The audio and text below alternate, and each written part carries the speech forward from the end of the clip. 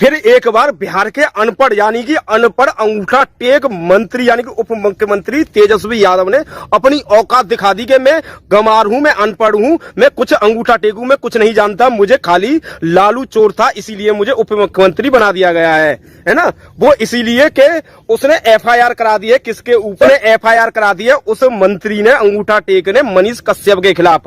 और एफआईआर क्यों कराई है?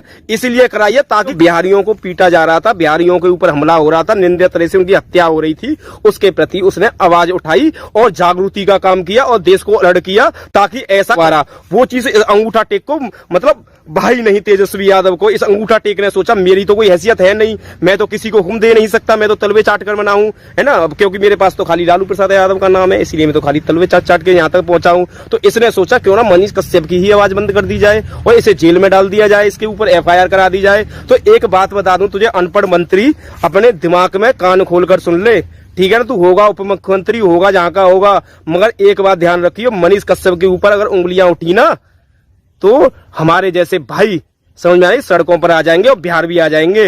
और हमारा तो मतलब ये है पूछ मत, जब हम दिल्ली को घुमा देते हैं अगर हम खड़े हो जाते हैं तो पूरा समझ में आ रही है ना।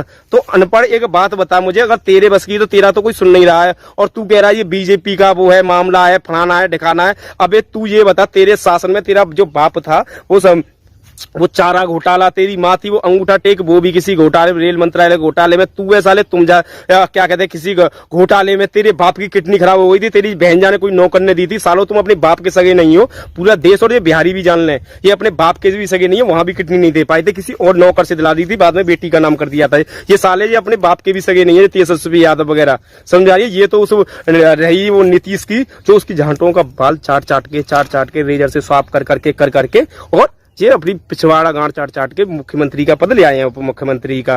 तो अंगूठा टेक, तू एक बात बता मुझे, तू खुद चोर है, चोरों के खानदान का है, तुझे मनीष कश्यप की पत्रता से क्या मतलब है? वो उसने बिहार को एक नया नाम दिया है, समझ में आ गई ना। जो बिहारियों की कोई इज्जत नहीं करता था, बिहारियों को गिरनाव वाली निगाहों से देखते थे, मनीष कश्यप ने उसे बुलंदियों पर पहुंचाया है। समझ में आ रही है या नहीं आ रही? तेरे दिमाग में डाल ले, समझ आए। तू तो बिहारियों को, मैं बिहार के लोगों से भी एक बात कहना चाहता हूँ, भाइयों ये बताइए, जब तुम सरकार चुनते हो तो तुम सरकार जब चुनने जाते हो, सरकार चुनने के लिए अपनी मतलब शिक्षा के लिए, अपनी बेरोजगारी के लिए, इसके लिए जाते हो, या फिर क्या कहते हो कोई जीजा चुनने के लिए जाते हो, जो वोट के नाम पर क्या कहते हैं अपना जीजा बनाकर जाति के नाम पर वोट दे आते हो।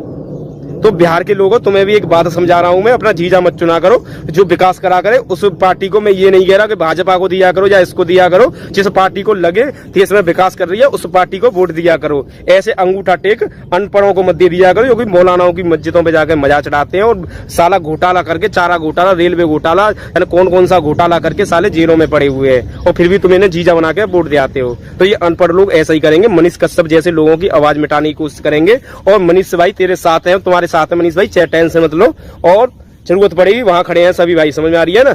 तो सभी भाइयों ने से यही बात है, वीडियो पहुंचा दें आगे तक। जय श्री राम, वंदे मातरम, हर महादेव। आपका भाई राहुल शर्मा।